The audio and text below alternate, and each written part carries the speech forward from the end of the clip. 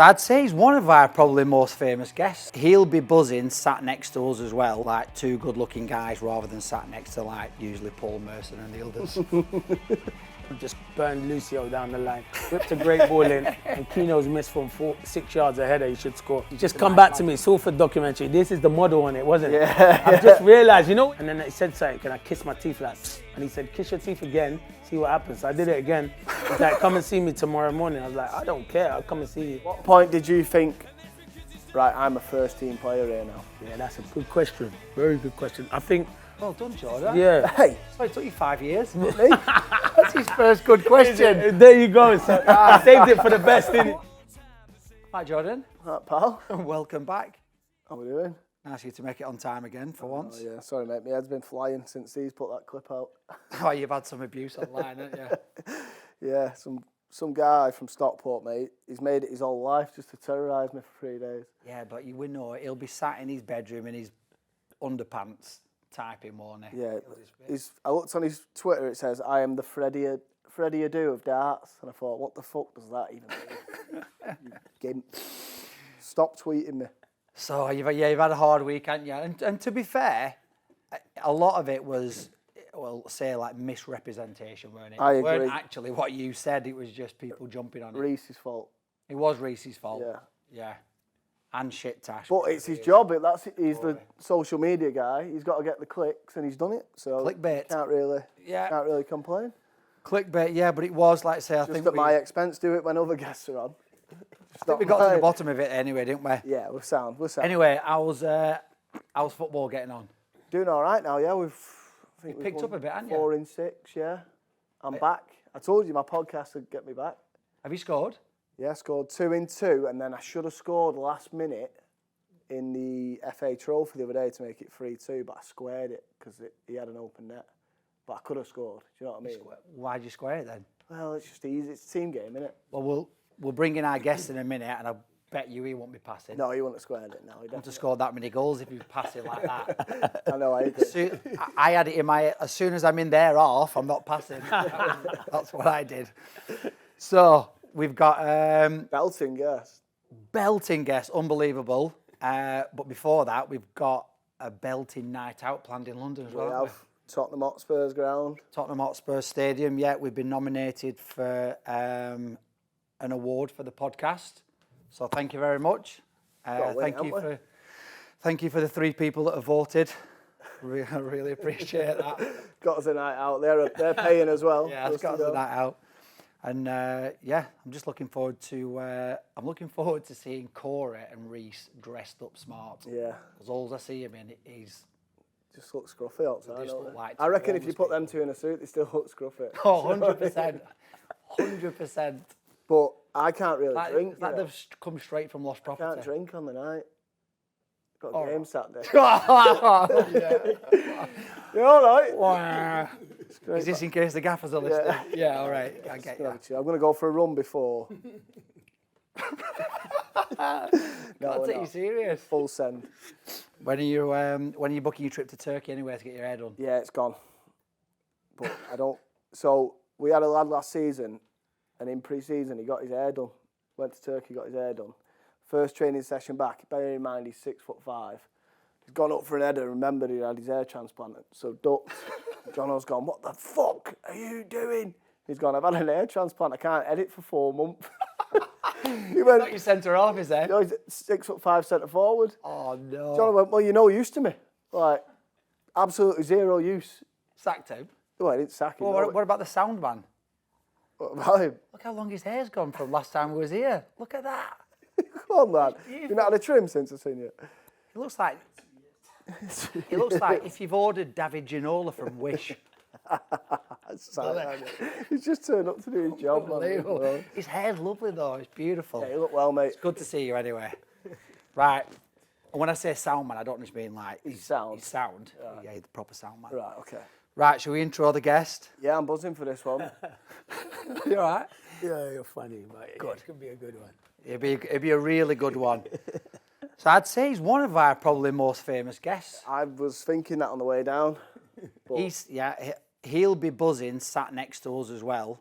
1,000,000%. Like two good-looking guys rather than sat next to like usually Paul Merson and the others. You know what I mean? This is new for him. What can you say?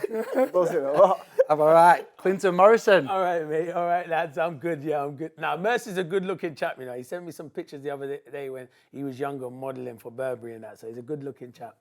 But you two are very good. Modelled for Burberry. Yeah, back in the day, he was a very good-looking. When he was you lot's age, he was very good-looking. So I can't have a bad word said about one. Oh no, I love Paul Merson. I love him. He's and class. what a footballer. But you two are good-looking lads, and you will enjoy North London tomorrow. And London is. And North London will enjoy us. And you will. Yeah, they will enjoy you. Where should we go? Where's the spots? Oh, go into central London. Right. So win your trophy and then go into central London and carry the trophy around, and you'll get loads of attention. Yeah, you know, like you do at end of season. You know, if you've won. You won the league. Yeah. And the lads have a night out with the trophy. You got your medal. Just wear your medal and just say. We've got an open top bus, or what? Imagine. Non-league podcast. Have some of that. Streets of London. Exactly. So how is the punditry? I love you on there. Yeah, I think it's class. Like, I love your energy and stuff. To be fair, it's probably the first time you've met me in real life, but what you see is what you get. I'm not trying to be anyone different. I just go in there and I have fun with it. And they allow me to have fun with them, so I have to give huge credit to them. But they just let me be myself. It's like we are here, 3 friends, because you're my friend now, Klaus Chair's my friend, just talking about football. Yeah. That's what it is, and you just give your opinion, and I try to give an honest opinion, but have fun with it. Because if I'm sitting at home and I see someone going, yes, no, it's a bit boring. Yeah. You want people with You want an opinion as energy well, don't you? And an opinion. But I must say I learned a lot of Paul Merson. He's like me and him speaking. He's been class, isn't he? Yeah, I he's love helped him, me mate. a I think lot. he's great. He's helped me a lot. I didn't know he'd won so much in his career until you actually sit there and you speak to him, and then he tells me about it every day. Does it? Just remind But he's you of obviously it. telling me about Strictly Come Dancing. He just done Strictly Come Dancing, and everyone was saying, oh, I should do it, but I said, nah, that's for you. And he said, you can't do it anyway. You're not that famous. No one knows you. So that's his banter to me. Yeah, That's like you and me. That's That's how I banter him. Yeah. He's famous now, though. Oh, he is now with him. He's famous. The Stockport man knows him. Gary Neville's made him famous. So talk us through how that day evolves then. So from you wake up, travel to the studio. Do you know what games you're getting? Yeah, so do a bit of research? we get told our game on the Tuesday. Yeah. So you have to do your research. Everyone thinks it's easy. Come and do it because it's not easy. You've got to do your research because you get asked questions. So you have a stats man. He fires you a few things over. You read through it like a big booklet of all the players and the teams and the management. And then on a Friday, the majority of the time or sometimes on a Saturday morning, I travel down. But Friday, stay in a hotel with some of the lads. And I bring some of them in because I drive, so I bring them in, and I've got the referee with me in the front, Mike Dean. All right. And he's brilliant. Even though as a referee, I used to argue with him 24/7 on the pitch, but I bring him in and he's good. And every morning when I bring him in, just to say hello, I just slap his head. He don't like it. Every morning, just a hello. That's because of all the yellow cards he used to give me, so I give him a slap. But he's so cheeky because I give them a lift in. Got big Michael Dawson in the back and Chris Boyd, who are big lads. Yeah. He sits in the front. I said, you can't sit in the front. They're bigger than you. Their knees are up to there like that. Yeah. And he was like, no, I'm in the front. I'm the oldest. So I give him another slap. But great guy.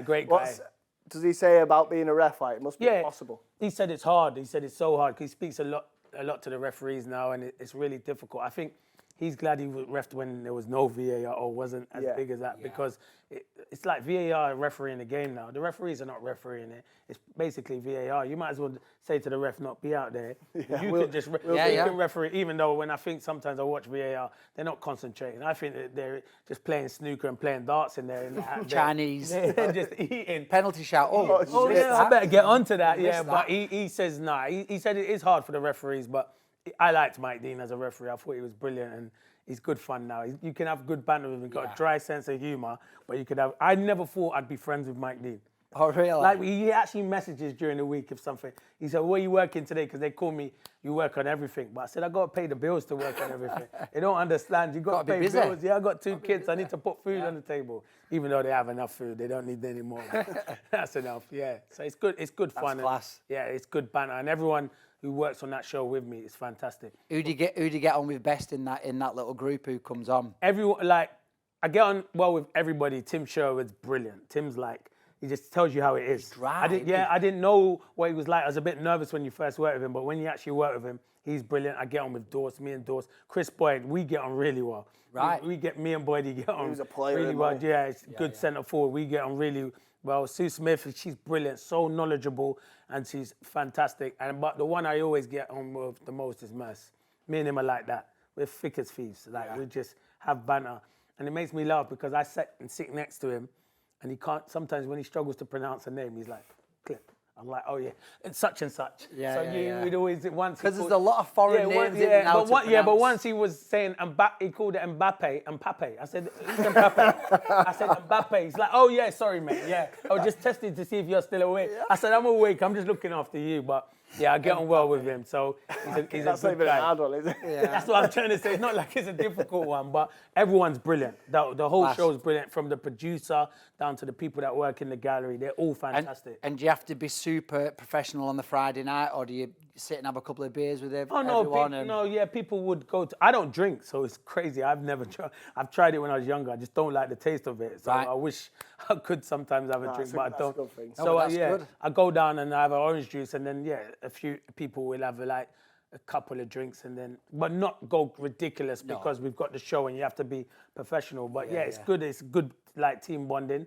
And then we go and do our job on a Saturday, and it's enjoyable. But listen, it's the best job. Apart from being a footballer, for me personally, I think that's the best job. But you're still involved, aren't you? Yeah, and I love the game. I love it. At all levels, I love the game. And can you say who you support? Yeah, I can say that. I support Tottenham. I don't know why. Okay. Because the way they are, they're very Spursy at the moment, isn't they? Yeah. That tag's always going to be the same. I love Palace because I had 9.5 good years at Palace, and that is my football club, so I want them always to do well. But yeah, Tottenham I support, but it's not going quite well this season. Speaking of research, he was called Mr. Palace once. Yes. Done that. He's done his homework. I love it. I did it today, but I forgot my sheet. Right, listen. Right. Clinton, right, let's just clear this up, right? So he said that, right? Yeah. What notes are you reading off on your phone now? Yours now. My notes that I sent him this It's a morning. team game. It's a team game. That's why it's a team game. It's a team game. I'm like Quinn. He's a bit like me. I'm Quinn. I'll flick it on, Phillips. You don't need. It's all in here. It's all in there. It's all in there. Where did football all start then? To be fair, that's a good question. When I was growing up, I grew up in the area in South London called in Wandsworth, which is Tooting. Yes, I was born in St George's Hospital, and then that's where it started. A group of friends, we used to play on their estates. We weren't allowed to play on their estates. The security would chase us off. No ball games, but forget all of that. We just rebelled and played because that's what we knew, and then we'd always get chased. And then we went over to the park, but Mum was didn't let me go and do stuff because where I grew up, it was rough. There's a lot of gangs and stuff. Yeah, I could have gone down the wrong route. I could have gone down. So she's like, you ain't going there. The only time you can go out is to go and play football. So I played over the park, got spotted. You always had a bit of a temper anyway, didn't you, through football? Like aggressive, weren't you? I'll be honest with you, how I was then to how I am, I'm allowed to swear, aren't I? Yeah. I was a little shit. That's not even a big swear word. But I was a little shit. I was arrogant. I was arrogant. I used to think I was the man. I wouldn't listen to people. And now I look back now, and people that I was rude to back then, I'd always apologize and saying that weren't me. That was just the way I was at that age with it. And everyone thought I had a chip on my shoulder. It wasn't a chip on my shoulder. It was just a case of I had to be this person. I was just going to say, from where you come from, I think you have to have that arrogance. Yeah, you do. And that confidence to step away from them, to say, I'm better than you guys and I'm going to go and prove it. And then, because otherwise then you can kind of just blend in with everybody else. You don't get noticed. That's it. And I think you got to have that arrogance to be a footballer, and you got to believe in yourself. Yeah. I'd go onto the pitch and I'd be arguing with people in the tunnel, the centre half getting it, saying, you're a terrible player. But he'd want to bite at me. Would you? Yeah, so I know. What's that, just to wind them up? Yeah, wind them up. So the first tackle, I know he's coming through the back of me. He's going to get a yellow card. And I'll be like, oh, you're on your last warning. I'm quicker than you. So when this ball goes in the channel, you're not getting there. Yeah, because you're terrible. Because you was rapid. Yeah, rapid. So, and I just said, you're terrible. Yeah. You're a big cart horse who can't run. So I'm beating you towards this ball. So when you get to that, them situations. But I always had to have that. But I owe everything for football to my mum. A single parent bringing me up for me and my sister. Without her, I'm not the person I am today. I say it all the time when I do interviews and stuff. She's the one that I owe a lot to because, as I said, you could, even though my friends were saying, you're a footballer, you need to stay as a footballer. You can't be turning right and going to different places, being out to all hours of the night. When I used to go out with my friends, when I got to 17, 18, they were like, you need to be home now by 12 because you've got training the next day. And I said, so I respect them. And they, good set of mates. they're my friend said that, didn't yeah, they? they're my Brilliant. group of friends that I still speak to now. And there's about only a handful, no, 3 of them, because the rest I call associates, because when times are tough, those same people weren't there. But these 2 or 3 people have always been there for me and been the sensible ones. So you never forget them. Class. So you said Tottenham fan, and that's where you first got picked up at Tottenham. You were saying about confidence and being arrogant and stuff like that. Was that a knock of confidence when at 16 they release you? Yeah, because I thought I was smashing it there. They had Ledley King there, who was playing, who went on to be a superstar. So it was me and him. And I remember another guy, Luke Young, who went on to have a good career as well. And I was thinking, I'm smashing this. And kind of take your foot off the pedal in that last year. And then they brought in a striker. And I was like, they're trying to bring this guy in to replace me. So towards the end of the season... Do you remember his name? Yeah, James Bunn. Good guy, James Bunn. Okay. He was a really good guy, a good friend of mine. But in the end, they released me. And I just said, I don't want to play football anymore. Because when you get released, many of you have been in it, your head goes and you think, can't be bothered with it. Don't want to play. Did you? You had thoughts of giving it up? Giving it up. And my mum said, are you absolutely crazy? Like, she rang Peter Nicholas, who was the youth team manager at Palace, and said, can he come and have a try? He's been released. And he said, yeah. And I said, I'm not going. She said, you are going. And grabbed me, dragged me out the door, got the buses to the training ground. To be fair, at 16, you don't think you've got that long left, do you? You're like, that's what I mean. Do whatever. I just said I'm going to go out, go and party and go and play with go out with my friends, go and play football with my friends, and that's it. Went there, scored a hat-trick, and the rest is history. Offered me a YTS contract and then stayed at Palace for so many years. It was a year after Tottenham came back and said, we want you. We've kind of made a mistake. Messed up. And then I said, nah, because I feel I get more opportunities, and Palace have gave me that opportunity. And Palace were in the Prem at that time, weren't they? They were. They were in the Prem, yeah. But just imagine if your mum weren't a strong-willed woman as that. Well, this is what I say to people, and this is what I say. Growing up as a footballer, you can push yourself, but you need support. Yeah. You need good people and family members behind you to encourage you and stuff like that. If you don't have that, you can go down a different direction. Especially as a young person, because you sometimes don't have that inside you.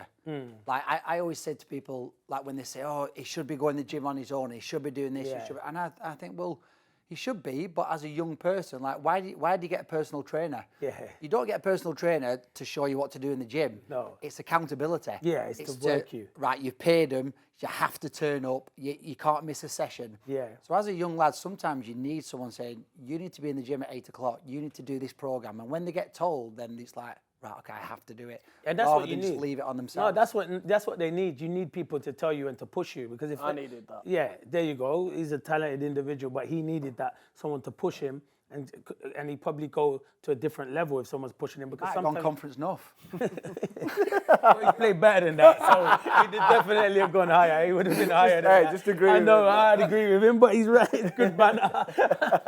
But you just need that extra push, and it gives you a boost that someone's believing in you. Yeah. And that's what I had with my mum, and she always pushed me, and she knew the game. So, but on the touchline, you'd hear her saying, "You're having a stinker today, son." And I was like, I've scored a hat-trick. I don't care if you scored a hat-trick. You didn't do this right, that right, that right. So always criticising my game, which I didn't appreciate at the time. Yeah. But when you get older, you appreciate it. So times have changed now. That's good though, because that's keeping you humble, innit? And that's Always keeping you driven as well. Not just thinking, I've scored a hat-trick, I'm the man. This is me, what I'd say, even when I went on to my career, I'd always be humble. I don't ever forget where I come from. And that's what my friends say. The person they see me on the TV, how I'm acting now, is how I am when I go out with my friends. I just go and have a laugh, like to be centre of attention, cracking jokes, taking the mick out of someone. And that's just the way I am as a person. And I will never change to probably the day I die. But that's probably why you're on TV. Yeah, because of my character comes out, and a bubbly is, character. And I'll be honest, there's been people before, and you two might be the same, but I'd rather you be honest, because people have been honest before. You don't, until you meet someone, because I've done it before where I've met and I thought arrogant, having himself, big time. And then when they actually meet me and they speak to me, he says you, he said that's you. No, it is. Until you meet someone, then you realise they're actually genuine, a good person. Because I've judged people like that before, and it's not, and that's why I like to speak and show people what I really am. I'm not finding footy like So you'll play against someone. Yes. And you think, I fucking hate him. Yeah. He'll get a move to your team, and he's your best mate. But yes, It happens all the time. Yeah, million. It's like with the Salford documentary. Like you do it, and everyone has an opinion of you. And when they meet you, they go, "Oh, actually, he's all right. Yeah, he's just being funny." He's Just come back to me, Salford documentary. This is the model on it, wasn't it? Yeah. I've just realised, when you look at this picture, the face, I'm like, that's the model. He was like, yeah. I was like, oh. And I said, who's this guy, this model guy? And then I realised. I went, what a dickhead. I don't like him. I didn't call him a dickhead because I liked what you were doing, but I'm thinking, I'm having some of that. He went to Germany modelling, didn't he? Instead of playing, I was thinking, told you, big priorities all wrong, wasn't it? Sound like Gary Neville. That meant I could get a game though when he went. So. Yeah, so you were happy. You were saying, keep going, do your modelling. So Crystal Palace, you've got the scholar. Yeah. It just seems like you really kicked on there. Yeah. You enjoy being a scholar, being a full-time footballer? Yeah, I like the scholar was good to be fair. Listen, we were on £45 a week. Yeah. In this day and age now, the kids are getting way more than boss that. Has been on his career. He's buzzing at 45. And he will be buzzing when he gets the tips for cleaning the boots. And I always used to say, cleaning the boots, can you tip me and give me money for Christmas? The guy said, I'm going to give you a pair of boots. So I don't want a pair of boots. I want money. Like, we're all about making money. But it was a time of my first year as YTS, I had to dig in. And then the second year, I was head boy. So I didn't really have to do it. I had to just go and check that everything was cleared. All the balls were back. The boots were done. So it was good fun. But that humbles you. And that gives you the hard work that you can go on to be a professional. Nowadays, they don't have to do that. So it's just different. When did they give you a pro? My debut was I just turned 18, and it was a Premier League. They were relegated. They were getting relegated. It was the last game of the season, and I came on in the 80s. How about this? Premier League debut. Yeah, go on. You tell me what minute. It's your moment. Yeah, but I forgot what minute I come on. 82nd minute. When you get old, you start losing. I think you came on for Shipley. Yes, great knowledge. Correct. Great knowledge. I've seen that before. And you've seen that. And then I remember scoring, and I remember... What was that feeling? It's the best feeling. Lombardo getting to the bar line, crossing it. And I remember it was a defender, I think Emerson Tom. I got in front of him, and Pressman was in goal, and he just went to the bottom corner. But I look back at pictures of that now. Wow, I was skinny. The kits were baggy back then. I know I put on a bit of timber now, but I was skinny. The kit was baggy. 18, like right? Yeah. Hammer. Yeah, 18. 18. Premier League debut. And scoring. It's what dreams are made of. That's what we live for. And we won 1-0. We got relegated, but I played more in the Championship this season. It was good for me that we got relegated because I'd get more opportunity. Game time, So talk about, like you mentioned him there, Lombardo. Oh, what a guy. You used to drive in with him, didn't you? Yeah, or pick you up? Yeah, one of the best professionals I've seen. He came when he was at the end of his career, but he was the first one on the training pitch and the last one off the training pitch. But yeah, where I lived was like kind of the rough area. He had the posh apartments over the bridge, and he used to drive in, and he'd be like, Remember what car he picked you up in? Yeah, he had a Jeep. You know the Jeep Cherokees, the Grand Cherokee? Yeah. Back then, they were the in thing, so they were the best. I know we've got the big cars now, but back then, they were the best ones, and they'd drop, and they'd park, and everyone look and go, who's this guy picking me up? And I was like, yeah, let's just jump in and drive quick. Yeah. No one needs to know who you are. I don't want you to this car will end up on bricks in a minute. It'll end up on bricks, so let's go quickly. And then we used to drive, and we'd talk in the car because his English was good. Yeah. And we still stay friends now. He's been like Juventus, Sampdoria. He coached with Mancini as well when he was at Man City. Wow. And the Italian national team. So he's had a fantastic career. But so I remember, what was his nickname? Call him Popeye. Because he had the bald head. Yeah. So Popeye, that's why we be spinach in that. But yeah, he was brilliant, to be fair. We had lots of players. I don't know, you don't mind, Thomas Brolin. Yeah, from Sweden. Yeah, but he just came to eat McDonald's. He was massive. Did he really? He was massive. He scored the goal against England. England, that finish, wasn't it? He was a player, by the way, but yeah, he was massive. It was a time where it was crazy. We were doing mad signings, and some of them were just coming for a payday. Were there? So if you were travelling with Lombardo, that meant you had to be first in, last out as well. But he was first on the training pitch.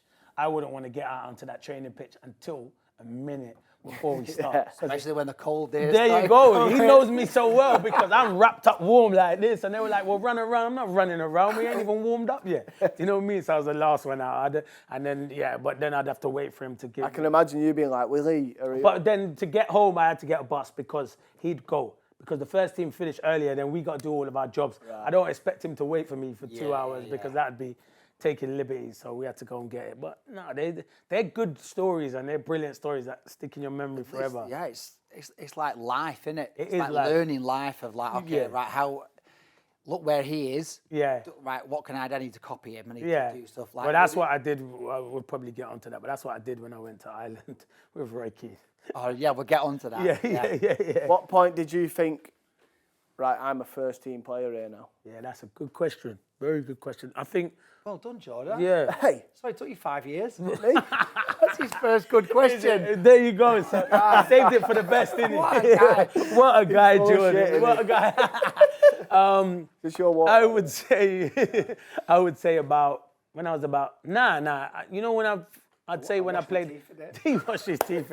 When I played 100 games, because I always 100 think games? Yeah, because I don't ever think you become I've always said that to youngsters now. Don't think because when you've played 10 or 15 games that you've made it, because you've never made it. Because until I've got to, I shouldn't say 100. Back then it was probably 50 games, and I'd say I was a regular when I was playing week in, week out, and I didn't have to worry about if I'm going to get substituted or someone's going to come in and take my position because you're delivering. So I'd say 50 games, but I say that to any youngster. Don't think you've made it because you made 2 or 3 appearances. Because that's what youngsters think nowadays. Yeah. At the end of your career, when you've only made 15, 20 appearances, that's nowhere near good enough for what the ability you have. I think sometimes you realise you're a first team player when you get injured or you miss a game and you're straight back in. Yes.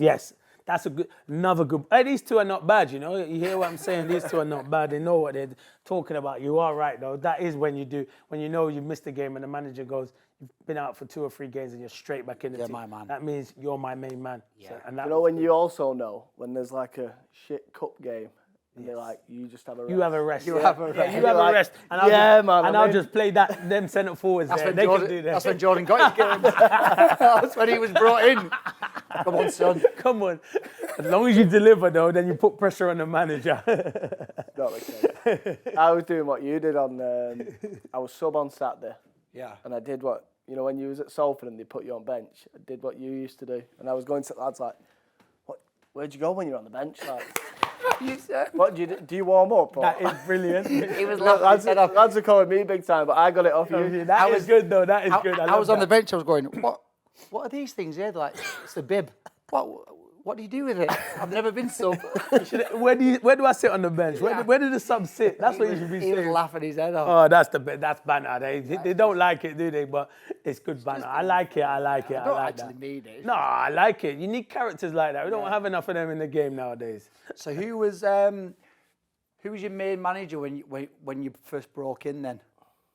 Steve Coppell was my main manager. Brilliant manager. Got me straight Spoke away. about him highly, didn't you? Yes, got me straight away. You know, kind of knew. What got you as a character? Yeah, as a character, you? because people don't understand me. I'm misunderstood sometimes. And some of that's my own fault with the way I used to act and behave towards other managers. I think I knew it all in the change room. I'd argue with managers and tell them, shut up, I'm not listening to you, which you can't do. No. And I regret that now because I should respect my managers. But he got me. He knew what I was like. He knew the outburst would come. It's only because I wanted to win, even in training. Yeah. I'd lose my head. Even referees' decision. You know when the coaches are refereeing? I'm like, you're like terrible. And then sometimes I just storm off. And then he's like, leave him. He'll be back in 2 or 3 minutes. I was back. I love football. Calm down. Calm down. Just talk to yourself. Get the person in your head talking to you saying, calm down and go back. But he was big for me. He kind of got me and he got a lot of the group in that. So, but we had a good group at Palace that kind of looked after each other. How did your teammates cope with that then? Because you'd have been a young lad then, 18, 19, that well, kind of thing. Can you imagine this? When I used to, as a youngster, 17, before I broke in, I went into the first team dressing room and we just signed, and he's my mate, Bruce Dyer. He's the first £1 million teenager. I used to say to the gaffer, I'm better than all these strikers. How am I not playing? I just scored a hat-trick from the youth team. So that was my arrogance and my confidence. Yeah. So everyone knew what I was like. I was just big mouth Clinton. And I love that though. That's what I was. I used to say, how am I sweeping this dressing room when someone else should be sweeping it and I should be walking away with the match ball? That was me. That was just how I was. But that was the confidence. Maybe sometimes a bit too confident, but it's just the way I was as a person. It's the bravado, though. That's what it is. Yeah. A lot of it. Sweeping there. I was like, how am I sweeping these? Proper angry when you say it. They threw their slips in my head. I was like getting down. I'm like, what are you doing? Put them away. Who came in after that then? Was it?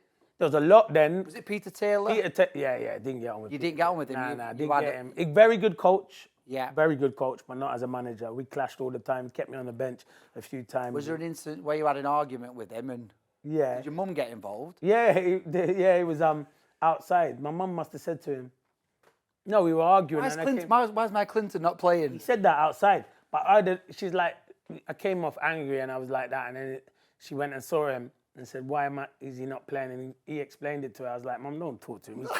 He's chatting rubbish. He ain't got a clue. Just forget about it. I'll get back in the team. Don't worry. I'll be here longer than him. In the end, I got back in the team. I should have respected him as a manager back then because he was a good coach, really good coach. Sometimes you just clash with someone. But that was a manager I clashed with. But as a coach on the training pitch, I thought he was first class. Every time when I used to see him after that, I'd always talk and have a good relationship with him. But sometimes as a manager, you clash. It's not the only manager I've clashed with in my time. There'll be others that we'll probably talk about, and that's just the way it goes. As I said, I was an opinionated person, maybe too much sometimes. Sometimes you do, though. You just clash with managers, don't you? You just don't get on with them. Who were the biggest characters in that first team? At that time, that's a good one. Because that time's different than when it's Peter. You have Dougie Freeman. Yeah, Dougie's a big character because the team just kept changing, but he was a regular. Dougie Freeman was a massive character. He's one of the best strikers I've played with. He's such a clever footballer. He's now the director of football at Palace. But as a number 10, the things he could do with the football and helped me when I played as a number 9.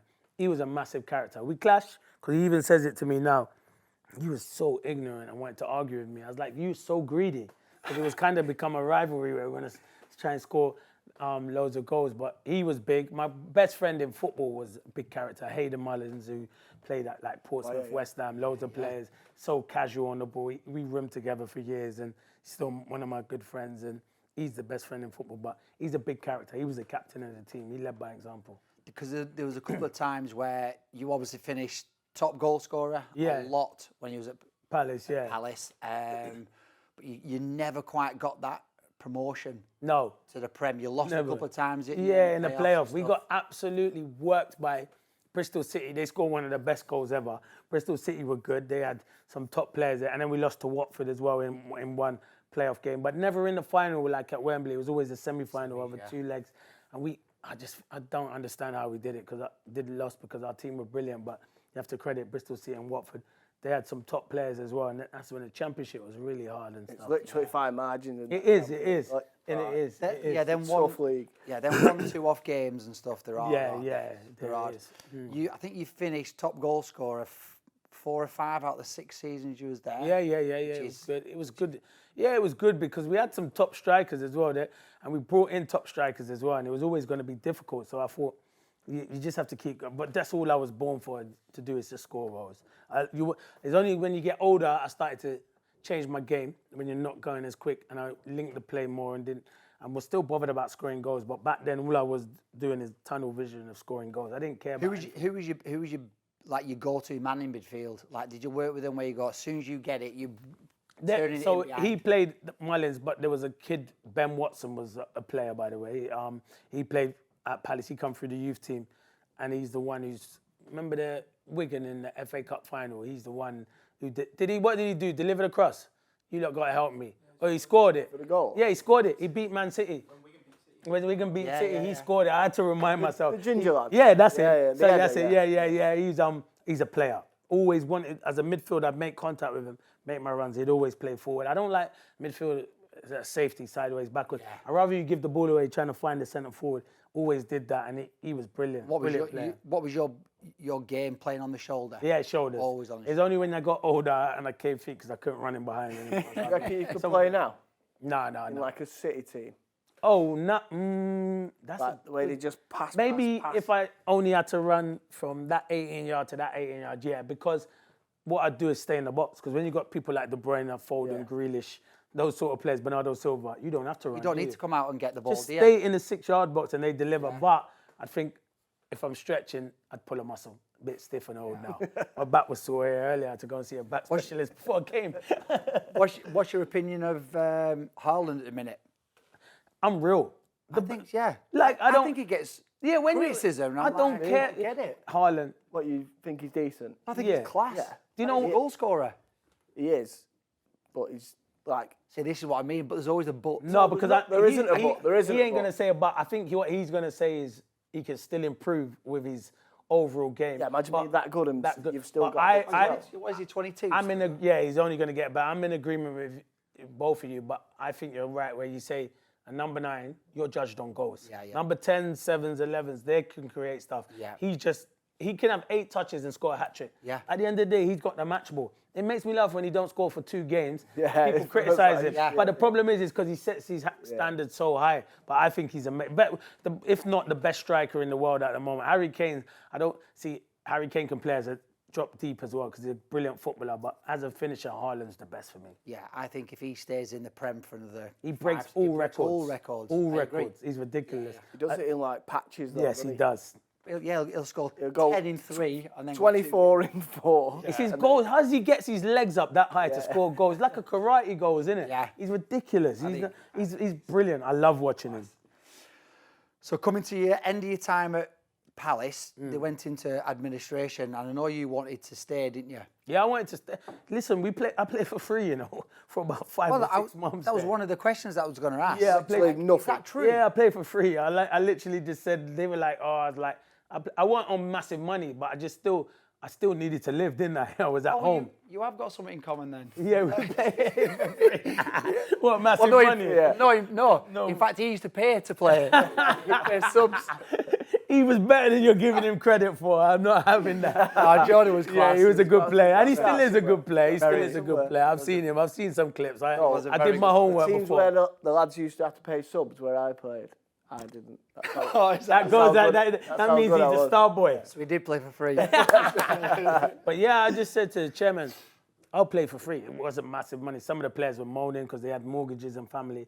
I totally get that. That's brilliant. I just said, you lot gave me the opportunity, I'll play for free. And at the time, I did it. I got on well with the chairman, and that was it. It was horrible because I thought the club were going to go bust, but we got saved, and the rest is history. But I don't mind doing stuff like that. But I look back at it now and probably thought, I could have been a bit richer, but who cares? It's only money at the end of the day. Not worried about injuries.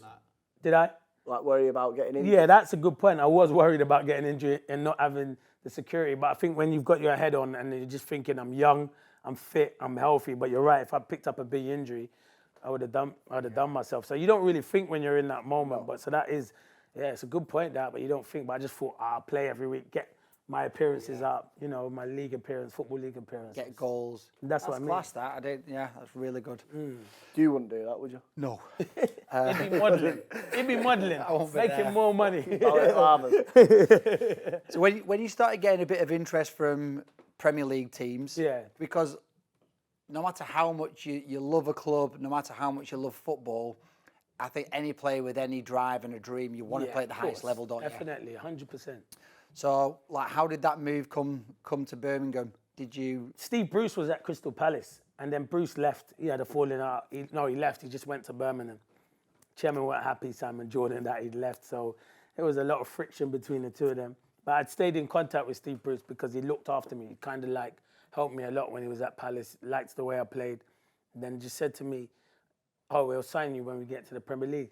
So I was like, when some people say it, but you're not sure about it. And then they were trying to sign me, but the chairman was making it difficult, which I knew he would do because he didn't want me to leave the football club. And he definitely didn't want me to go and play with Steve Bruce. And then they looked like it was coming to an end, and then I saw another striker in Birmingham who they were showing around, and I was thinking, they only got money to spend one. My deal's done. So I said, Mum. Who was that striker?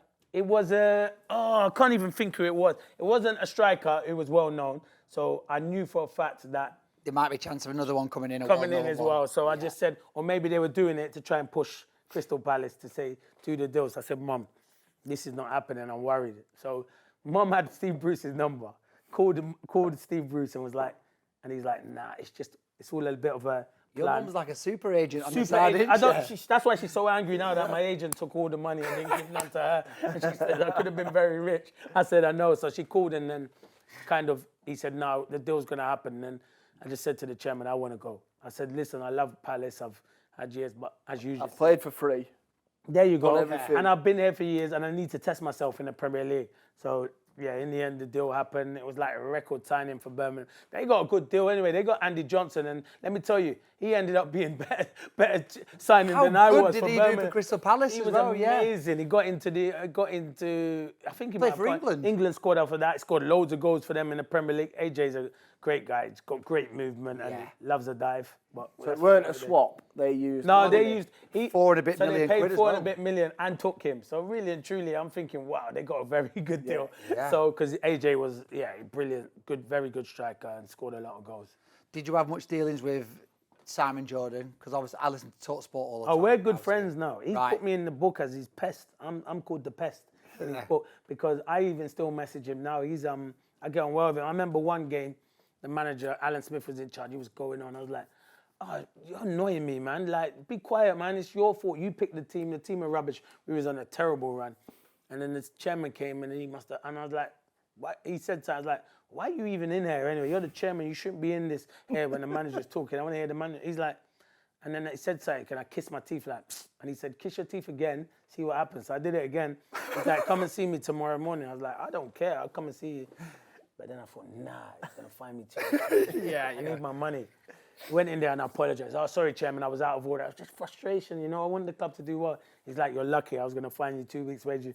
Good job you came in there. And since that day, we've got on everything. Oh, have you? He just calls me the pest. In his book, he's just the pest because and then when I was on goal bonus and I'd always score, I'd run over to where he was and do that because I knew I was getting money after scoring loads of goal bonus. And he gave me that and he'd hate it. He'd hate it. What was he like? Because he loves an argument, doesn't he? And he loves himself, mate. He loves himself. He would eat himself if he could. And he is like that. And I always tell him that. But yeah, he's opinionated. And I say to him, why do you use these big words? I said, I'm not intelligent enough. Stop using those big words on me.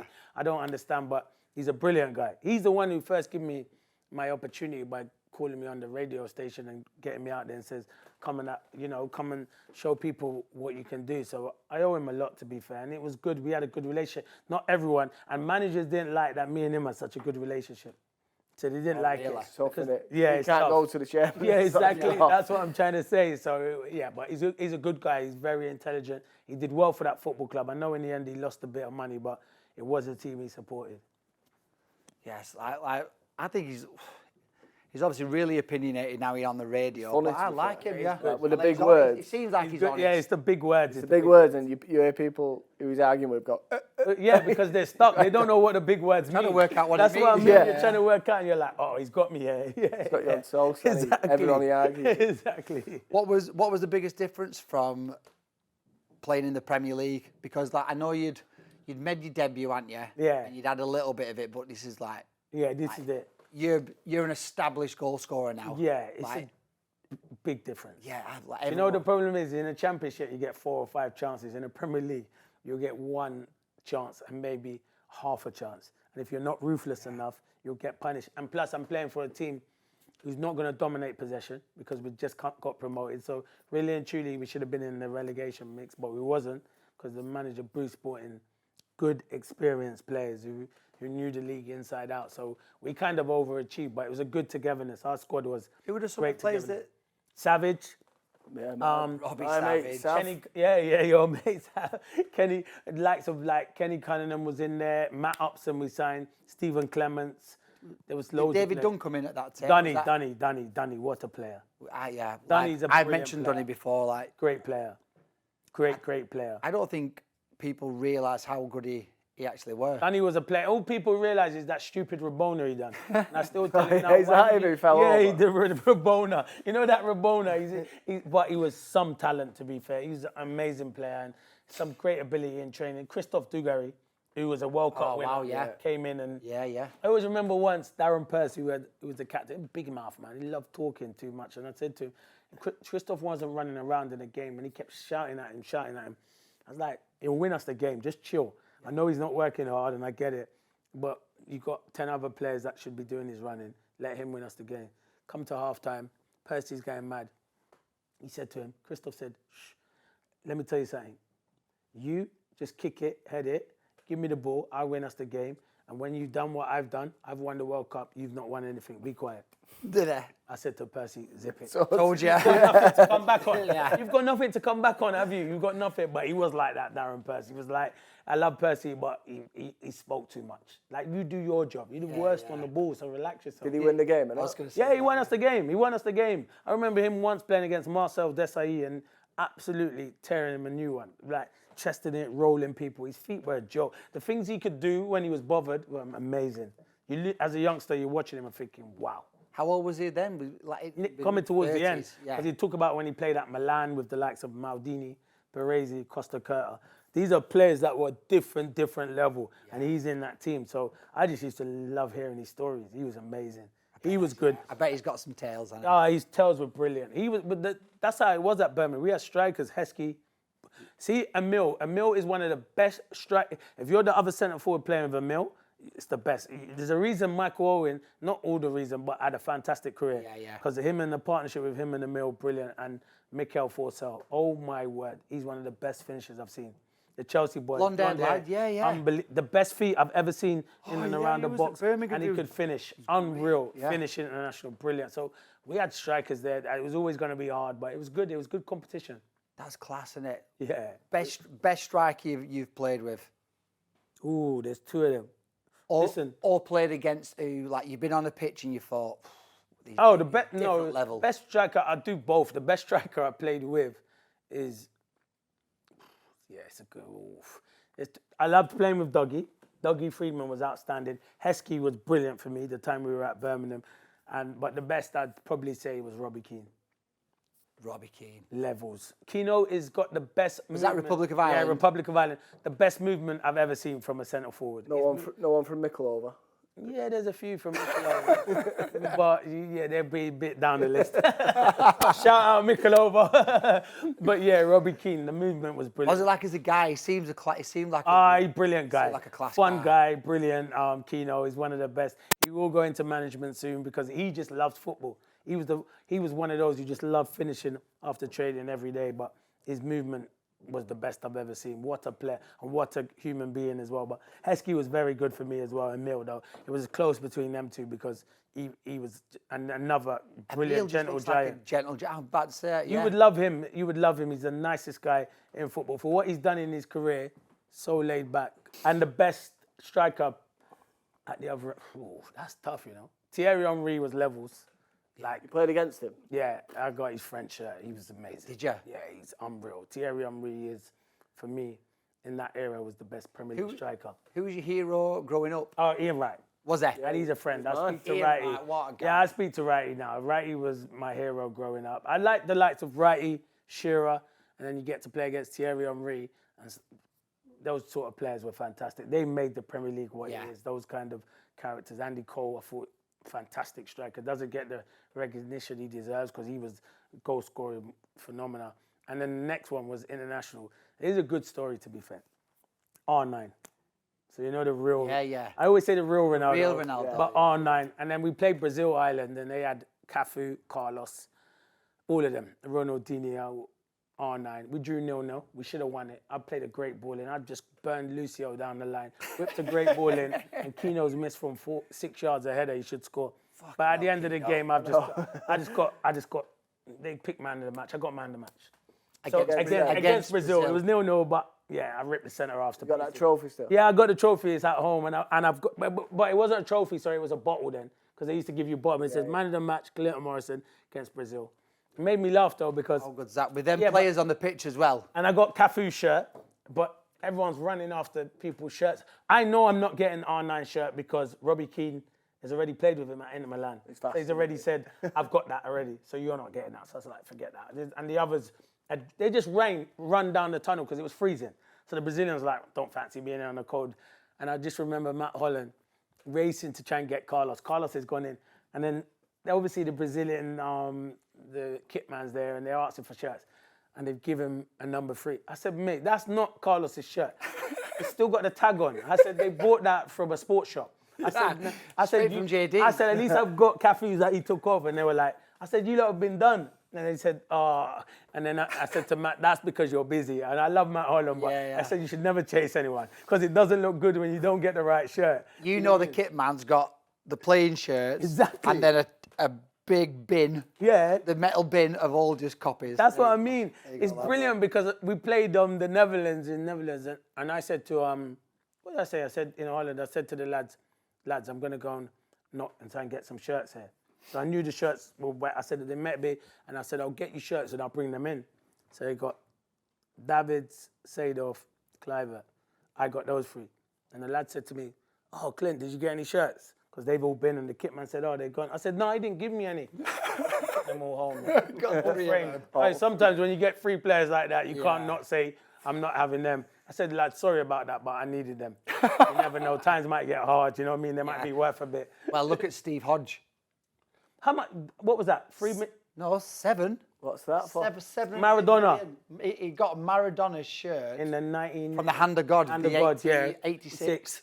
From that game. Yeah, that game, Hodge Swapped got shirts it. with him. He kept it all this time and then sold it 7 mil. 7 mil. Not bad, that is It's one of them shirts. Yeah. I need one of them shirts. He was legend, though, Maradona. It is the famous one. So. What was Sav like? Who, Robbie Savage? Yeah. What a guy. What a human Could you see him going into management and what he's doing now?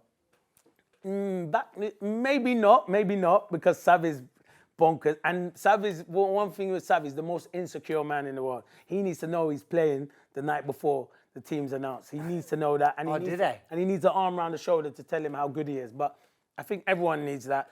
If you'd asked me if he'd gone into management, no. But to have him in and around our dressing room was massive at Birmingham. Tell me about his banter with the other lads. Oh, his banter was brilliant. He'd always cash people off. Have you heard this? He'd always cash people off. He'd say, "Oh, you got no money. I got more money than you." I said, "Sam, some of these players have played like in the biggest league." Nah, Clint, I've got more money than them. And that was his banter. And then we had a young boy, a midfielder who was lively and he used to give it the big one. He was a good player, and he played in Sav's position. So Sav came in one day. I think he was selling his house. He bought the brochure of his house, and it was like 1.7 mil. And he gave the brochure to the kid and goes, "You'll never be able to afford a house." There's just no need for it. There's no need for it. He's gone out of his way. He's gone out of his way to do that. But that was his banter. Like, and he was just. I don't mind it. I didn't mind it. But look, thinking about it now, that was Sav. But he's a great person to have in the dressing room. So we played Mac last year. Yeah, because he's there. So before the game, we have games before a game. It'd be like, bring your bird's underwear in. This week it was find a video of Savage, like, because we're playing them tomorrow. Find a funny video of Savage. So our group was getting peppered. You know where he gets headbutted and stuff like that. Oh, by Dion. That was in there. Yeah. And there's one where he's coming out of the tunnel. And he trips. Up. Yeah, St. Andrews. He trips over the mat. He's having a laugh. He's having a laugh with their guy, and then he falls over the mat and rolls. Trips over the mat. Yeah, he trips. He's crazy. Honestly, he was the best. Like we mentioned it before, he's such a good player as well, though. Very good People player. don't realise. Really underrated for what he done. Yeah. Everyone thought just because he ran around a lot and closed fullbacks, he could play free kick. He could take free kicks. He neat in possession in midfield, but it's just because everyone sees the long blonde hair running around chasing everything. He set most of the press for us. Sometimes I said you're running too much because you're vacating the midfielder and leaving him exposed, but that was his game. But 9 times out of 10, and fans loved him. He was loved at Birmingham. He was loved. I've got a lot of respect for Sav. But he's one of doing them. class for non-league now. Yeah, he is class. The job he's doing at Macclesfield is unbelievable. Yeah. Fair play to him, and he deserves it because he's a good lad. I got. You know, a bit like what you said before, when you see someone from the outside, first time I spoke to him, I was like, I really like him. Yeah, because he's nothing like it. Because you know what people expect him to be because of the character he was. Oh, big time Savage. No way is he big time. He's just normal, but he just has banter, and I love that about him. He just has banter. He's supposed to be good at paddle. I've been trying to. How is it? I need to get into that paddle. You know, paddle's I'm good. going to my first paddle event.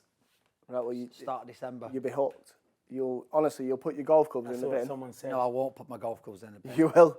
And paddle is addictive. I have heard it's addictive. I don't know if he'll put his golf in because he looks like he loves golf. But he is right. Jonathan's right. Paddle is addictive, I heard. Massively. I haven't been. No, I do fancy it. Yeah. I do fancy just. I think we should challenge Savage and you know who else plays? Danny Simpson. I want them to. Simo, you know. Let me have a few games then I'll get into it. Right, and then we'll be a partner. We film that, what? Yeah, that'd be good. Simo and Sav for you two. I'd even come and be the umpire for that one. That would be quality. Do you remember, well, you will remember, like every goal scorer does, but scoring against Liverpool Yeah, at Anfield. At Anfield. 2-0 down. Yeah. 2-2. I remember it because I'd always got stick at Liverpool for the Michael Owen quotes I did years ago, which weren't true, but when they said, oh, I teach Michael Owen how to score goals, he was a Ballon d'Or winner. So that's pathetic, because I would never know how to teach Michael Owen how to score goals, one of the best strikers there ever was. So I always got... You misquoted, a bit like Jordan. Yeah, yeah, it can happen. It can happen. You can get misquoted. 87. Don't worry, I had all the Liverpool fans hammering me, so he was there. But I remember we were 2-0 down, and what did I do? Yeah, I think Stern John crossed it, and I made it 2-1. And I was thinking, this was literally one of the last kick of the game. Lazaridis' stand was brilliant, Australian guy we had. Whipped a great ball in, and I could see the ball, and I'm not good in the air, you know. I was never a header, but he whipped so much. And I was literally, it was just inside the box, and I was a long way out. And Sami Hyypiä, who was one of the best, I just got in front of him and glanced it, and I see it fly into the top corner. Oh my gosh, the scenes were magnificent. Ran down the touchline, slapped Big Brucey's head and was jumping on it, but all the lads, and then went back to the Birmingham fans.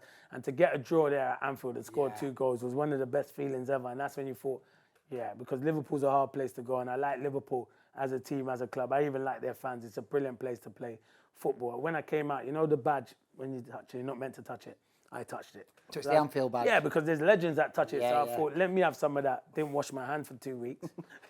That's what it is. Quality. Yeah. Things like that you stick with you. So they don't walk on the club's badge and stuff. No, they don't. They don't. They walk around it. Yeah. It's about respect, yeah. So it's good. What was it like playing away at Spurs? Yeah, it was good. I enjoyed it, but Spurs were just too good for us back then. Yeah. They were always too good. But it was always good because it's a team you supported, and it's a team that you wanted to go and prove wrong that they shouldn't have released you. You want to score against them. Of course you do, because even though you support them. No, because they released you, and it weren't the first team manager's fault, because he probably wasn't around them, but you want to score against them. But back then, they were too good for us. They had some top players, but it was always good to go back there and play. Bale not there then? Who? Bale. Yeah, Bale. He would have been just after me, to be fair. He would have probably been at Southampton. The likes of Robbie Keane, Jermaine Defoe, and them strikers were. Jermaine Defoe. Defoe was I used to love Jermaine Defoe. Top. JD is one of the best finishers ever the Premier League seen. No backlift, left and right foot. Any youngster wanting to be a professional, go and watch him, because his movement's some of the best. Yeah, I loved him, man. I thought it was class. Ridiculous. So obviously, some of your best times, Crystal Palace. Yeah. And then you end up going back there after Birmingham. Was it something that you always wanted to do, or did it just come up last minute and you had to make a decision? It did come up last minute, but I always wanted to do it. The chairman said to me, when you leave there, I'd always want you to come back. So I was like, okay. But I went to Norwich. I drove to Norwich with my agent, Nigel Worthington was there. It was like, I want you and Dean Ashton to play up front. And I went and seen the facilities. It was brilliant. It's not until I was at the training ground, I feel... Norwich in the Prem at the time, or the Championship? They just come down to the Championship, but he said, I want to get back to the Prem. And I think with you two up front, we got a chance. I was like, yeah. And I saw Dean Ashton in the gym. Everyone had gone. And I was literally probably about 45 minutes away from signing. My agent said, oh, Palace have called.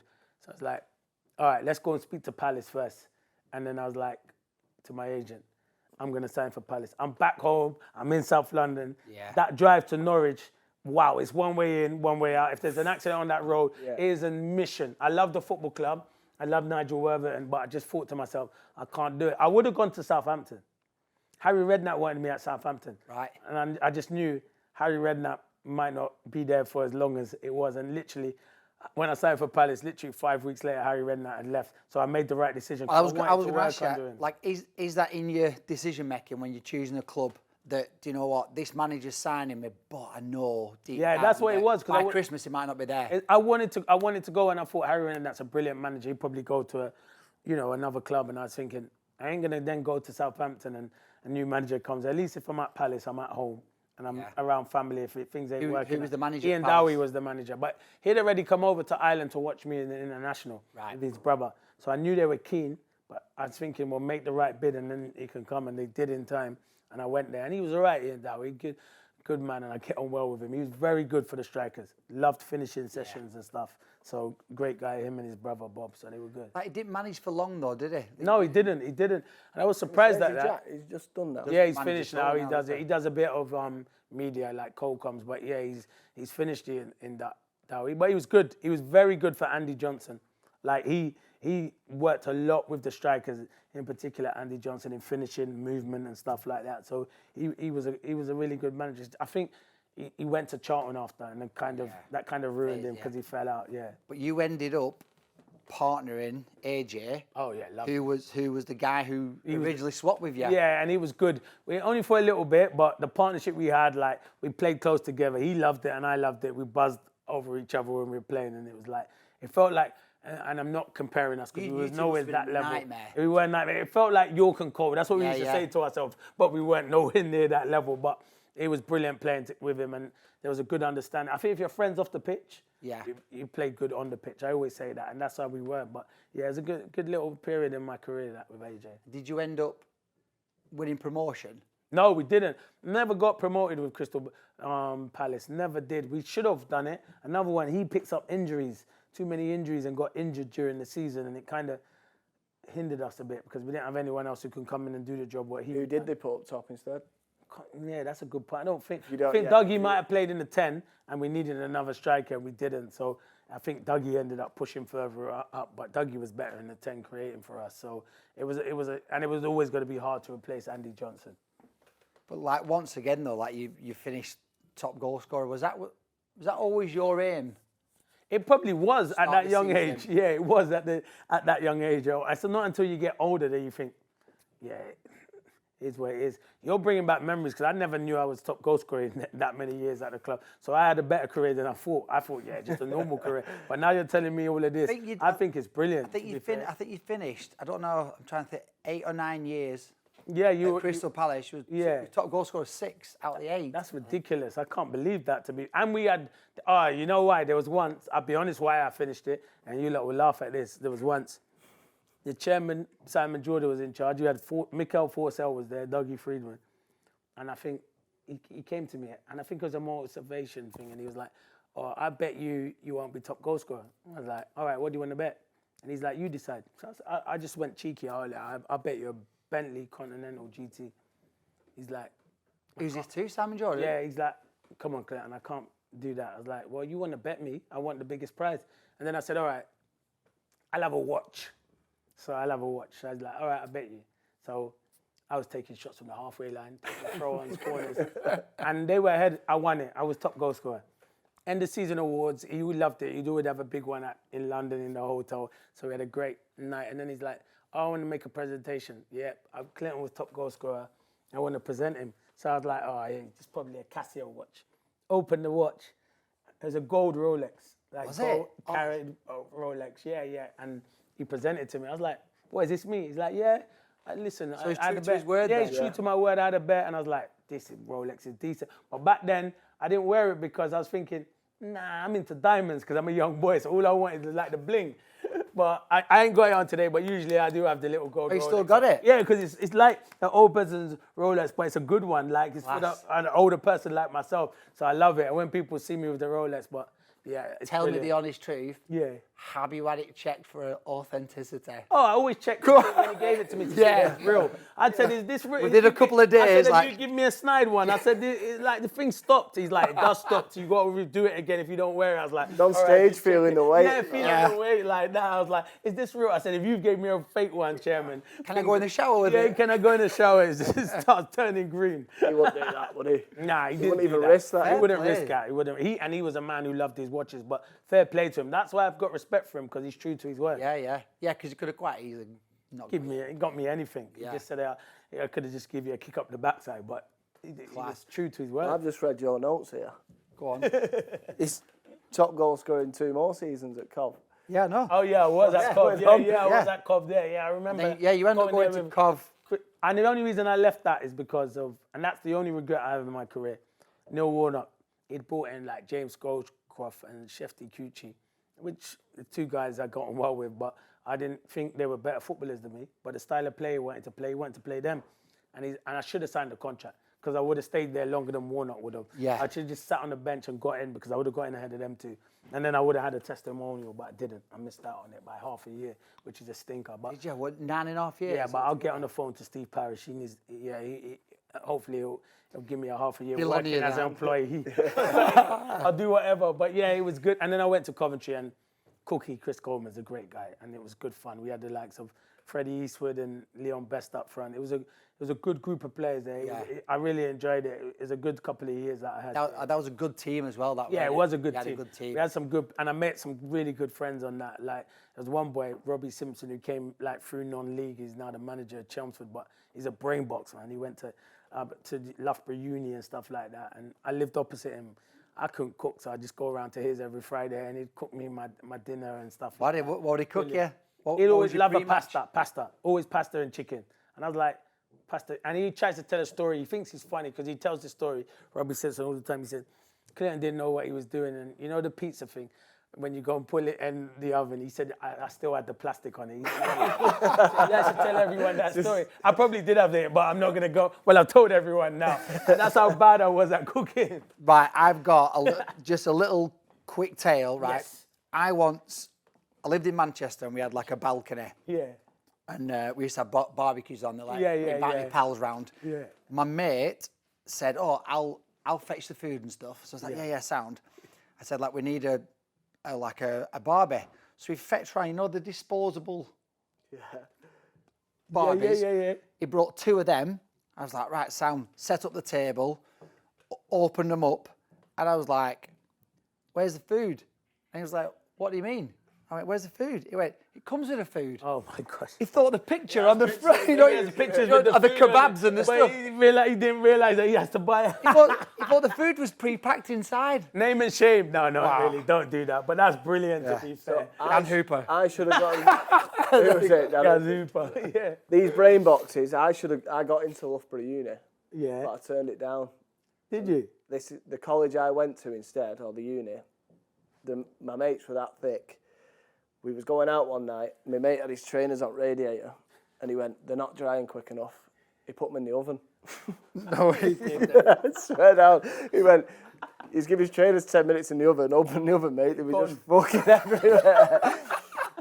See how thick people So can you're be. on about brain boxes. Yeah, that's I what should I have mean. been there with them. You should have been at And I went Loughborough, to- and you ended went up to went to that- someone who that put scale. Well, that- trainers in the oven. It actually explains a lot, doesn't it? Yeah, there you go. He's wherever he is. Yeah, managing now. exactly. Yeah. So two great seasons at Cov. Yeah, Just 2 seasons you was there. Yeah. What age are you getting to now then? 31. No, Cov. 33 when I finished at Cov. Okay. 33. 33. So no.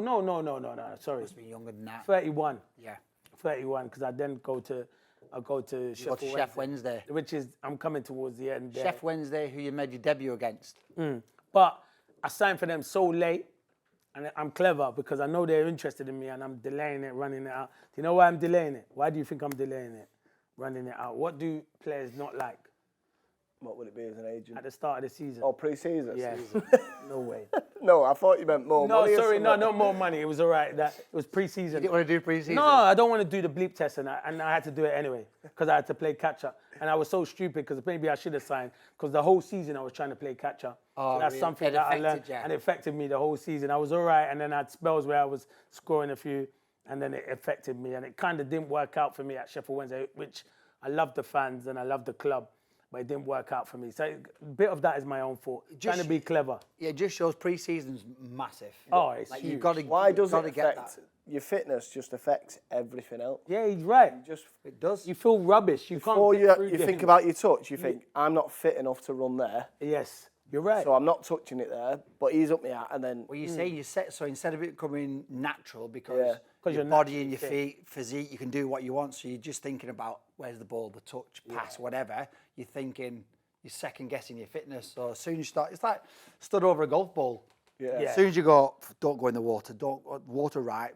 And you water go into right. it because you're thinking about Yeah, it. if you just stepped That up and was went, me. "Poof." Yeah, you You're might always as well playing just catch up. Get through pre-season. Yeah, he's right. Get through it. It's hard, but you'll have success come during the season. But yeah, it was a struggle, and then there was managers there, and yeah, it just didn't work out for me. Like, you end up having a couple of loan spells there, just saying. yeah, I went to MK Dons with Carl Robinson, which was brilliant.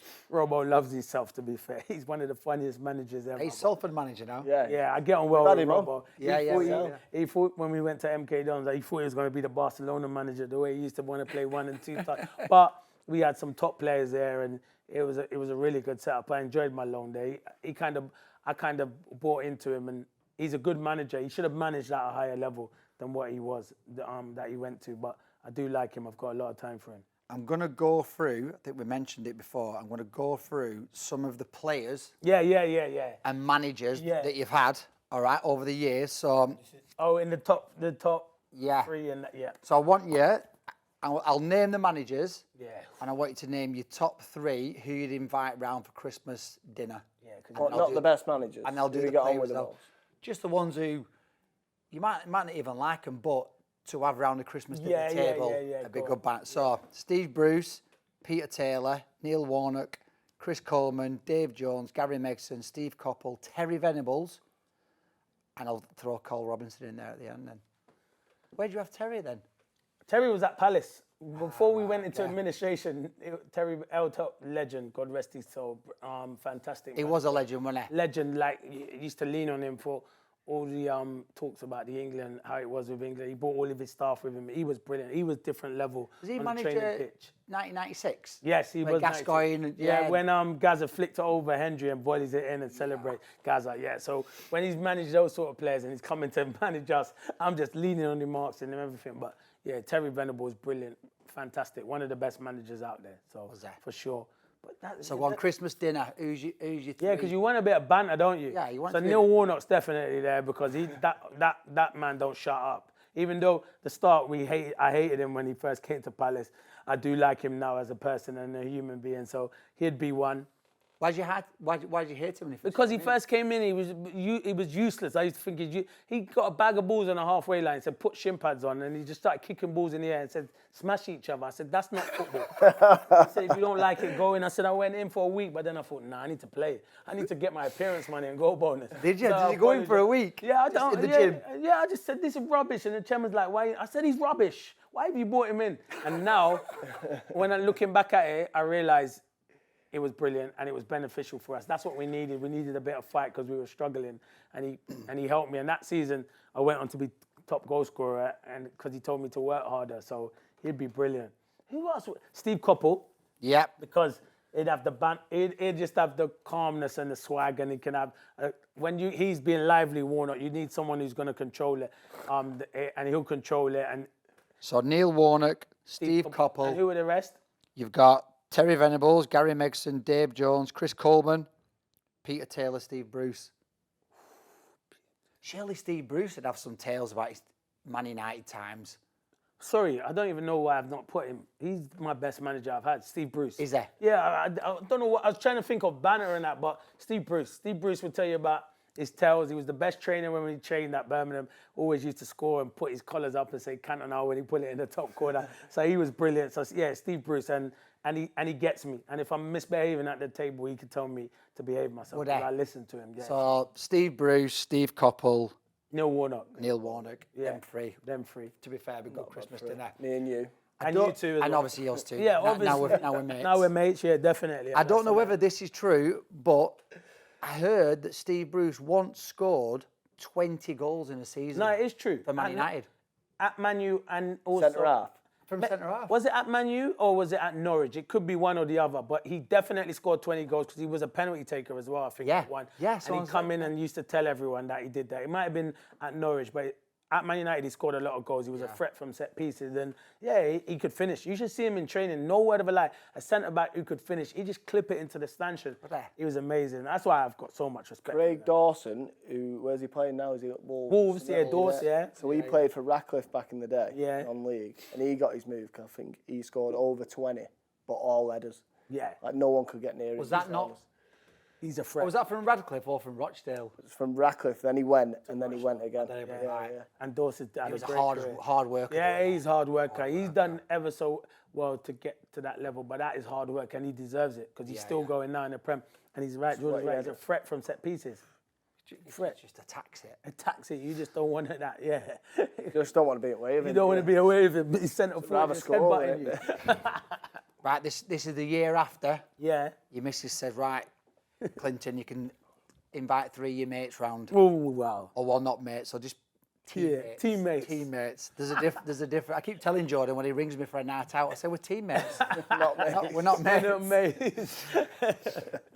So a few decent teammates: Robbie Savage, Razor Ruddock. Oh, wow. He had at Crystal Palace. Dwight York, Nicky Butt, Emile Heskey, Shefke Kuche, Jordan Henderson. I'll ask you about that in a minute. Sam Smodic. And then from the island, Roy Keane, Robbie Keane, John O'Shea, Damien Duff. That's tough. There's about 5 I'd like to invite. But I think the first one, even though it annoyed the life out of me, he would annoy me because he won't shut up. Because I've seen him a few last week, and he was so lively. But I think the first one would be Razor Ruddock. Yeah. Oh, what a character. What a human being. Wow, if he was still playing now, he is crazy. He is bonkers. But he's a great guy to have. Why is he always naked? You tell me. I don't know what's wrong with Razor. He's crazy, but he's a great guy, and he's just a brilliant person to have around in the dressing room and stuff like that. And he's fun. He don't shut up. And you're like, Razor, come up for air. He won't come up for air, but he would always be there for you. So I'd have Razor Ruddock, definitely. If it goes off on the pitch, he's he's behind there. you, innit? He's there. And when I was at Palace, he came on loan to Palace. No, he signed for Palace. Simon Jordan signed him. I was always with him. I was always close with him, and he was looked after me a lot. So yeah, Razor Ruddock. I'd have to get this guy in because just for pure, everyone loves him. Roy Keane, because Keno is Keno. I like when I was in the Island squad. Funny, isn't he? What was he? He's funny. He's funny. What was he like in the? Because you went in the World Cup, didn't you? Yeah, but he was brilliant. Keno's brilliant. I get on really well with him. Every time I'd always sit down and have a talk with him about Man United because he trained how he played. He was the best. He's the best player I played with. The way he trains, ridiculous. He'll kick lumps out of you, and he always said, training. Yeah, he don't care, but he's trained how you play. He set standards. That's why he won so much at Man United and was captain.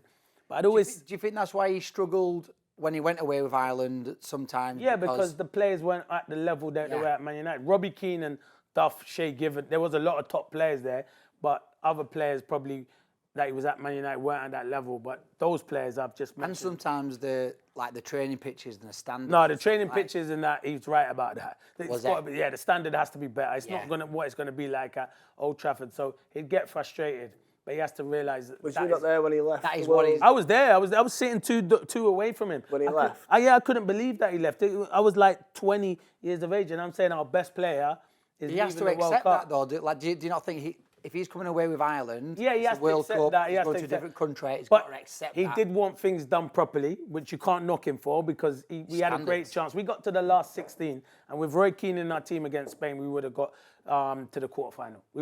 I think we would have won the quarterfinal because the game we had after that was a winnable game, and then we got to the semi, and it would have been Brazil, and then anything could happen because he was that good of a footballer. Is he the best you played with? Yeah, just I looked at him when he came to Ireland. I'm looking at him. I'm looking at his shorts. He's got his socks up. He's got them black Theodora boots. I'm like, this guy ain't the guy I seen at Old Trafford. Wow, he zings the ball and he's finishing, and everything was on point. I'd never seen him. And you know when you're doing a little rondo and that, he fires the ball into you, and from 5-10 yards. If you can't control it, it goes, well, when I'm at Man United, they can control it, so you better be able to control it. And then you're like, wow, I better up my game. That's what you do. But Would he ever cheer if there were Megs and stuff? Yeah, he would have banner. He wasn't serious, like Right. that. A lot of people take him as being serious. He was good. He could have a laugh. I got on well with him. Sometimes I think I was annoying him, but because you see his character coming out now, and that's him. Witty, he's that funny is him. guy, That is him, and that's how he has always been. And he's like that. There'd be a seat next to him at breakfast, at dinner, and I'd be like, oh, well, let's see what Roy Keane's eating. But back to front, he'd eat like the fruit salad what you'd have after dinner. He'd have it before. And I didn't ask him why, so I thought, well, if he's doing that, I'll start doing that. And then maybe one day I'll play for Man United. It didn't work, but it was. And he's like, I don't think you'd be able to do that. You're a good player, Clint, but maybe not Man United. I said, all right, thanks for coming. So I used to sit there and thought, there's good pictures of us when we're always walking through the airport and together, and he's always smiling. So I was like, well, I'm the man who makes Roy Keane smile, so I'll take that. But he's a good guy. I've got a lot of time for him. So we've got Roy Keane. Neil Warnock. Who's your third? That's hard. Who was the list? Robbie Savage. I can't have Sav and Ruddock there because they'll end up coming to blows. And that's too funny. There's too it would be good fun, banter, but then Keno would be like, you better shut both of them up. Dwight York, Nicky Butt, Emile Heskey. Yorkie. Yorkie, just for the stories, and he's smooth. Dwight York. And he's smooth, and he'll probably start doing kick-ups at the dinner table. He's that much of a good footballer. And with a chicken leg. Yeah, with the chicken leg. He's brilliant footballer. So I'd have to say Dwight York. Or turkey. Turkey. That's what they have in Birmingham. But yeah, Dwight York, smooth as anything, brilliant footballer, and just overall good guy. So I'd say Dwight York. So that's brilliant. York, Ruddock, and Keane. Oh, what a three that is. What a Christmas And dinner I think if Razor starts boring them, the two Man United boys will go, we're leaving now. And leave Razor by himself. That's class. How did you find non-league when you dropped in? Yeah, non-league It must have been hard. It was hard, but it was enjoyable, but it was difficult because you start realising players can't do what they were doing at other level, and I'd probably have a go at them, and then I realised I shouldn't be having a go at them. There's a reason I'm here, and there's a reason these players are playing at non-league, so I should show a bit more respect, and in the end, yeah, it does get frustrating, but I did it for like 3 or 4 years. I even went and played Mickleover's reserves to help the youngsters and show them what it's like and how hard it is to get to where you got to do. You got to keep working hard. So I know a lot of them probably thought I was having a go at them, but I was having a go at them to try and reasons. Right reasons. So when you get to the pro level, you're going to have 20, 30,000 fans shouting at you. How are you going to deal with that? I'm just one player having a go at you. So it was good, but it was good. It was good. It was good fun. I used to get smashed. All right, like training at night? Yeah, I trained at night. We trained on a Tuesday and Thursday, 7 till 9. I loved that. I used to buzz off it. A bit cold, but I used to buzz. But it made me laugh because I got targeted. And I remember one game. I can imagine, yeah. It was a kickoff and I was just running and this guy just smashed me in my elbow, in my nose. It started bleeding. You know what I did for the next 5 minutes? I just went after him. Like literally, I didn't care. I said to the ref, I'm going to get sent off. But as soon as he's getting it. As soon as I've got him. And then I said, all right, you know what? Forget this. I'm going to play for my team. I said, I'll see you after the game. So I waited for him in the tunnel. Oh, no. Sorry. No, it's not going to work. And then I'd calmed down so much that he said sorry. And I was all right. I hadn't lost my head. But in that split moment, and I'm saying, why are you doing that for? He's like, oh, you're Clinton Morrison, innit? I said, I'm Clinton Morrison, but I'm normal. So, he can tell all his mates in the pub that he smashed me. Yeah, so that's what he did. But I said, fair enough, fair play to you. But one thing I'll say about me is I'm normal. Don't think because I've had the career that I've had and I've done what I've done. I won't still smash you if you do. Yeah, and basically I'm a normal person. I don't want people to look at me and say I'm better than anyone else. I'm never better than anyone else. Like what you two are doing with this is brilliant. Do you know what I mean? There's loads of people doing a podcast, but hopefully you go and win tomorrow. But it's brilliant what you do, and I like that. Could I come and do that? Maybe I could come and do that, but you're doing it and that's why I respect. So everyone's different, and that's what I try to say to people. Don't mean because I'm Clinton, I'm a clown, or you can treat me like a donut. Do you know what I mean? Because I got respect for the people that I was playing with on the pitch. I wouldn't be out there, but I loved with the non-league. You know what? I loved arguing with the fans. What you doing? Right there, aren't they? Yeah, and I was like, oh, you're a good player. I said, oh, look at that. Are you come on the pitch then? I said, I'll kick a ball out. If you can control it, then you're a good player. And I did it once with a fan and he was all over the shop. I said, go on, taxi. Yeah, so I love all that banter. I love getting involved, but, you know, it is what it is. And, yeah, listen, I've enjoyed it and the career I've had, and I loved the non-league. It was good fun. People turn their nose up at non-league. They should never do that. No. Just before we finish, I know you mentioned your mum. Yeah. But apart from your mum, as a manager or a player, who's been your biggest influence in football? Who's kind of guided you or you've looked up to that's got you the career you had? Oh, that's a good one. A manager or a player? Well, the manager would be Steve Bruce. The manager, he just helped me massively in football. Like, he didn't have to take me from Palace to Birmingham in the Premier League. He gave me that opportunity in the Premier League. And then, players, Ian Wright has a big impact. I speak to him. And more so, he had an impact as a footballer. And now I've gone into the media. He helps me with that. Alan Shearer's, I've worked with him before. He's messaged me and said, it's good to work with you. And Thierry Henry messaged me once. And it was brilliant. He's like, it was good working with you. And I was like, said to the guy, who's this? Like, and I said to the producer, have you given someone my number? He's like, no. But obviously he had. So I realised who it was. And then guess what his reply was? I was like, who is that? What do you think his reply was? Let's see if you can both guess what his reply was. You said, who is it? I said, who is this? He's not going to put his name. He's not going to. But he just said it was nice working with you and keep up the good work. You're doing brilliant stuff. He's not going to put his name. Vavavoom or something. That's a good guess, but he didn't. That is a brilliant one, but that's not it. I was just going to say Good, but it's not right. Yeah, that's a good one. They were good. Now he just put number 14. Yeah. No, 14 is and he's like, yeah, keep up the good work. And things like that will always be in my mind forever because you got Omri, Righty, and Shearer the all time. And these are 3 people, when I see them now, are very encourageable and just tell me to keep believing in myself. But then my missus and my boys are my inspiration now. That's what they play a big part in there. My missus and my 2 boys, and that's what I do everything for is my family. I know I mentioned my mum and my sister as well, because my sister can't go unnoticed because she had to travel around when she didn't want to watch football, soaking and stuff. But my sister says that to me. So they're the big sacrifices. They're the sacrifices, and my family have made sacrifices, but they're all enjoying it now. And I try to give them the best life I can. And that's what I say to people. And you need your family. I think your family are the most important. You need your football people, but you also need your family. 100%. Mate, well, class. I hope it long continues because, like I said right at the very start, I love watching you on telly. I love your attitude. I love your enthusiasm. I love you just constantly smiling. Yeah. It's a pleasure to see, and thank you so much for coming on the podcast. It's been amazing. And what I will say is go and win that trophy. And I've been on a few podcasts and I've enjoyed it. I do really enjoy it. You two I like the banter that you have between it. Don't ever change. Be yourself. And don't make people change. I need to change. Don't change. No, but what I'm going to say to you, you've got this guy moaning at you.